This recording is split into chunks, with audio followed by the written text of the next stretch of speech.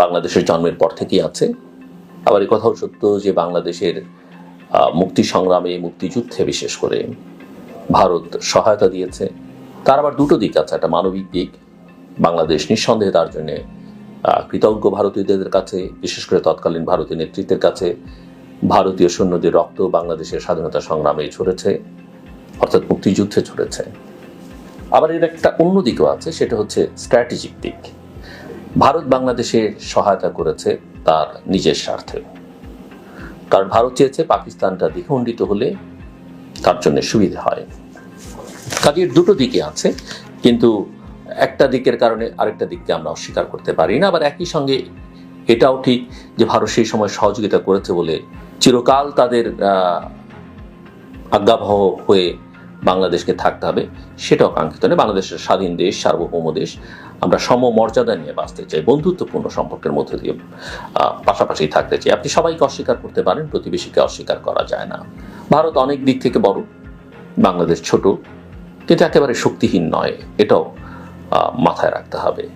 সমস্যাটা যেখানে দাঁড়িয়েছে, যে এই সম্পর্ক ওঠানামার মধ্য দিয়ে গেছে বিভিন্ন সময়ে। আমি মনে করি 2007-এর পর থেকে, 7-8-এর পর থেকে 13 পর্যন্ত সম্পর্কটা উত্থানের একটা দিক ছিল, সব দিক থেকে, সব বিবেচনা থেকে। কিন্তু 14-এর পরে সম্পর্কটা, মানুষের সম্পর্কটা ক্রমাবনতি ঘটে। এর একটা বড় কারণ, বাংলাদেশের জনগণ মনে করে যে একটা অগণতান্ত্রিক শক্তিকে বাংলাদেশে ক্ষমতায় রাখতে ভারত সহযোগিতা করেছে। আওয়ামী লীগকে, একটা বিনা ভোটের সরকারকে ভারত বছরের পর বছর সমর্থন দিয়ে গেছে। এবং বাংলাদেশের দিক থেকে এটাকে স্বামী স্ত্রীর সম্পর্ক বলা হয়েছে, এটা বন্ধুত্বের রোল মডেল বলা হয়েছে। শেখ হাসিনা নিজেই বলেছিলেন, তৎকালীন প্রধানমন্ত্রী, যে ভারতকে আমি এত কিছু দিয়েছি, তারা চিরকাল মনে রাখবে, আমি তার বিনিময়ে কিছুই চাই না। আরও কাজকর্ম নিয়ে নানা রকমের প্রশ্ন বিভিন্ন মহল থেকে তোলা হয়েছে। বর্ডার কিলিং, পানির সমস্যার, পানির হিস্যা, কিংবা ট্রেডের ক্ষেত্রে যে গ্যাপ, এগুলো সমস্যার মধ্যে সবসময় থাকে, সব প্রতিবেশীদের মধ্যেই থাকে। এগুলো বাংলাদেশের ক্ষেত্রে একটু বেশি হয়েছে। এবং সবচেয়ে বড় সমস্যাটা হচ্ছে মানুষের অধিকারকে ভারত সমর্থন করে। ভারত বিশ্বের একটা অন্যতম বড় গণতান্ত্রিক দেশ হিসেবে নিজেদের দাবি করে, কিন্তু বাংলাদেশের গণতান্ত্রিক প্রক্রিয়াকে শক্তিশালী সহায়তা করবার জন্য তার কোনো ভূমিকা দেখা যায়নি। এখানেই মানুষের আসলে ক্ষোভটা। যা গেছে তা গেছে। আওয়ামী লীগ বাংলাদেশের গণ-অভ্যুত্থানের মধ্য দিয়ে বিদায় নিয়েছে, শেখ হাসিনার পতন হয়েছে, তিনি পালিয়ে গেছেন, পালিয়ে গিয়ে শেষ পর্যন্ত ভারতে আশ্রয় নিয়েছেন। সেটাও বাংলাদেশের মানুষ খুব একটা ভালোভাবে নেয়নি, কিন্তু ভারত নিজেও একটা স্বাধীন সার্বভৌম দেশ, তার সিদ্ধান্ত তার। সমস্যাটা যেটা হয়েছে সেটা হচ্ছে যে এই যে পরিবর্তনটা হলো বাংলাদেশে 5ই অগস্ট বা 36শে জুলাই, ভারত সেটাকে অ্যাকসেপ্ট করতে পারছে না। ভারত একটা ম্যাচিউরড কান্ট্রি, বড় কান্ট্রি, তা আমরা মনে করি যে পলিটিক্যালি, ডিপ্লোম্যাটিক্যালি ভারত অনেক ম্যাচিউরড।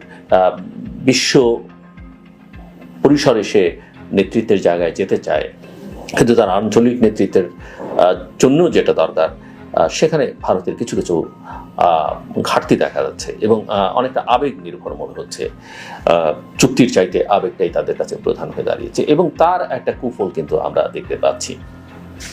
এই যে অ্যাকসেপ্ট করতে না পেরে ভারতের দিক থেকে, বা বিশেষ করে ভারতীয় মিডিয়া এবং ভারতীয় নেতৃত্বের একটা বড় অংশ, এটা কোনো বিশেষ দল বললে এখন আর বলা যাবে না, সবাই মিলেই যে আচরণটা করছে সেটা বিভক্তিটা বাড়াবে। এবং আচরণের একটা প্রতিক্রিয়া, সেটা হয়তো কোনো কোনো ক্ষেত্রে কারো কারো কাছ থেকে শোভনও নয়, সেটাও বাংলাদেশের দিক থেকে হচ্ছে। এবং সেটা বাংলাদেশের জনগণের বহিঃপ্রকাশ যেমন একটা আছে ক্ষোভের, অন্যদিকে আছে এখানে কিছু মানুষ আছে ভারতীয় এই প্রভোকেশনে বা তাদের এই ফাঁদে পা দেওয়ার জন্য তৈরি, বা তারাও এক ধরনের উগ্রতা, উস্কানি ছড়াচ্ছে। এটা বাংলাদেশের জন্য বিপজ্জনক এবং ভারতের জন্য এটা কল্যাণকর নয়। সো আমি যেটা দেখি যে 5ই আগস্ট ছাত্র জনতার অভ্যুত্থানের মধ্য দিয়ে আওয়ামী সরকারের পতন এবং শেখ হাসিনার ভারতে পলায়নের পর বাংলাদেশ এবং ভারতের মধ্যে সম্পর্কে এক ধরনের টানাপোড়েন বললে ভুল বলা হবে। উত্তেজনা দিনে দিনে, সময় যত গড়াচ্ছে, পরিস্থিতি তত খারাপের দিকে যাচ্ছে। এবং এই অবস্থায় পতাকা অবমাননা ঘটছে। বাংলাদেশের যে হাই কমিশনের, সহকারী হাই কমিশন ত্রিপুরায়, সেখানে অন্যান্য জায়গায় সেগুলোতে আক্রমণের ঘটনা ঘটেছে। ভারতীয় কর্তৃপক্ষ দুঃখ প্রকাশ করেছেন, কিছু ব্যবস্থা নিয়েছেন, কিন্তু ঘটনাগুলো ঘটছে। বাংলাদেশের পতাকা ভারতে পুড়ছে, ভারতীয় পতাকা বাংলাদেশে পুড়ছে, পায়ের নিচে পতাকায় স্থান পাচ্ছে। বিষয়গুলো আসলে খুব একটা শালীনতার মধ্যে পড়ে সেটা বলা যাবে না। এবং এই সহিংস বিক্ষোভ যেটা দেখছি আমরা বিভিন্ন জায়গায় ভারতে এবং বাংলাদেশে, এটাকে বিচ্ছিন্নভাবে দেখবার কোনো অবকাশ আছে বলে মনে হয় না। কেননা বাংলাদেশের রাজনৈতিক পট পরিবর্তনের পর 5ই আগস্টের পর ভারতের রাজনৈতিক মহলের কেউ কেউ বাংলাদেশের সংখ্যালঘু নির্যাতন নিয়ে যে ধরনের উত্তেজক বক্তব্য দিচ্ছেন তা বস্তুনিষ্ঠ তো নয়, বরং বিভেদ উস্কে দেওয়ার জন্য যথেষ্ট। এবং এখানে যুক্ত হয়েছে সামাজিক যোগাযোগ মাধ্যম, এমনকি মেইন স্ট্রিম মিডিয়া যে মিস ইনফরমেশন ডিসইনফরমেশন ছড়াচ্ছে, বাংলাদেশের দিক থেকে সেগুলোকে বাংলাদেশে যারা ফ্যাক্ট চেকিং করেন তারা সেগুলোকে ডিবাং করবার চেষ্টা করেছেন, সেগুলো প্রমাণ করে দেখিয়ে দেবার চেষ্টা করেছেন, যেগুলো মিস ইনফরমেশন, ফেক নিউজ বা ডিসইনফরমেশন যাই বলি না কেন। মাঠের রাজনীতি ছাড়িয়ে ভারতের লোকসভাকেও এটি পৌঁছেছে। এবং আপনারা জানেন যে ভারতের পররাষ্ট্রমন্ত্রী ডক্টর এস জয়শঙ্কর লোকসভায় বলেছেন যে বাংলাদেশের সংখ্যালঘু পরিস্থিতির উপর ভারত গভীরভাবে নজর রাখছে। ফলে এটা বললে অত্যুক্তি হবে না যে বাংলাদেশ বিরোধী কথাবার্তাকে ভারতের অভ্যন্তরীণ রাজনীতির গুটি হিসেবে ব্যবহার করা হচ্ছে। ভারতে একটা সাম্প্রদায়িক শক্তি বা ধর্মভিত্তিক রাজনৈতিক দল বা আরএসএস বলা যেতে পারে, তারা ক্ষমতায়, বিজেপি ক্ষমতায়। এবং বাংলাদেশে যদি একটা উগ্র ধর্মান্ধতার বহিঃপ্রকাশ ঘটে, বিজেপির জন্য এই রাজনীতিটা করতে সুবিধা হয়, সেটা আমরা সবাই কম বেশি বুঝি। কিন্তু সেটা বাংলাদেশের দিক থেকে, বাংলাদেশের একটা চেহারা আছে, মুসলিম জনসংখ্যা অধ্যুষিত বাংলাদেশ, কিন্তু তারপরও একটা তার লিবারেল চেহারা আছে, ডেমোক্রেটিক চেহারা আছে। আমরা সেই চেহারাটা কোনো রাজনৈতিক নেতৃত্ব কখনো কখনো খর্ব করবার চেষ্টা করেছেন, কিন্তু বাংলাদেশের সাধারণ মানুষ আমরা কখনোই সেটা চাই না। এবং উদ্বেগের যে জায়গা, যে ভারতের অনেক সংবাদ মাধ্যম এই বিষয়গুলো আমলে নিচ্ছে না।